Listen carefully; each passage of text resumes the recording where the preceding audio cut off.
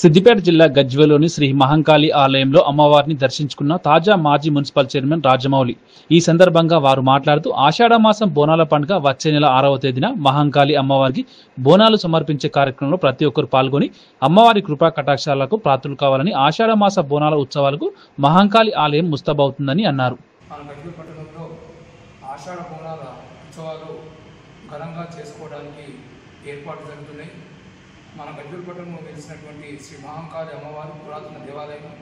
ఈ దేవాలయ ధర్మకర్తల మండలి ఆధ్వర్యంలో పాల్వ సీతారావు గారి అధ్యక్షులు, అలాగే చాడా నందబాలశర్మ గారి నేతృత్వంలో మా యొక్క ధర్మకర్తల మండలి ఆధ్వర్యంలో ప్రతి సంవత్సరం మాదిరిగానే ఈ సంవత్సరం కూడా ఈ ఆషాఢ మాసంలో వచ్చే నెల 4, 5, 6వ తేదీల్లో 4వ తారీఖు నాడు చండీ పారాయణం, 5వ తారీఖు నాడు చండీ హోమం, అన్నప్రసాద వితరణ, కుంకుమార్చనలు, అభిషేకాలు, అలాగే 6వ తారీఖు ఆదివారము సామూహిక బోనాల కార్యక్రమము గజ్వేల్ విజ్ఞాపూర్ మున్సిపాలిటీ పరిధిలోని అన్ని వార్డులలో కూడా వాడవాడల భక్తు ప్రపత్తులతో ప్రజలందరూ కూడా ఈ యొక్క ఆషాఢ బోనాల ఉత్సవాలు తీస్తుంటారు.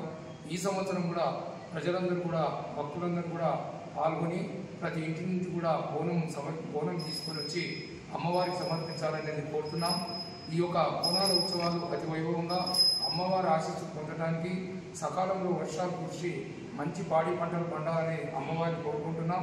అందుకే ఈ యొక్క ఉత్సవాల్లో భక్తులందరూ కూడా ఉత్సాహంగా పాల్గొని ఈ యొక్క ఆషాఢ బోనాల కార్యక్రమం రేపు వచ్చే ఆదివారం 6వ తారీఖు నాడు ఉన్నాయి. మన గజ్వేల్ పట్టణంలో ప్రతి సంవత్సరం కూడా ఆషాఢ మాసంలో 2వ ఆదివారం బోనాలు తీసుకుంటాం.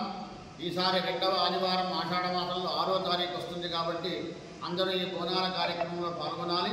శుక్రవారం నాడు చండీ పారాయణాలు, శనివారం నాడు చండీ హోమము, కుంకుమార్చనలు, సామూహిక అమ్మవారు అభిషేకము, అన్నప్రసాదం ఉంటుంది.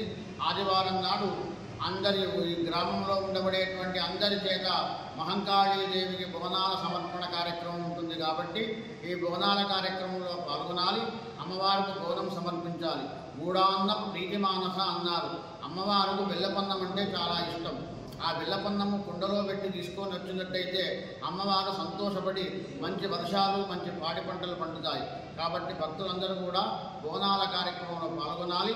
బోనాలు అమ్మవారికి సమర్పించాలి. అందరూ కూడా ధన్యులు కావాలి. జై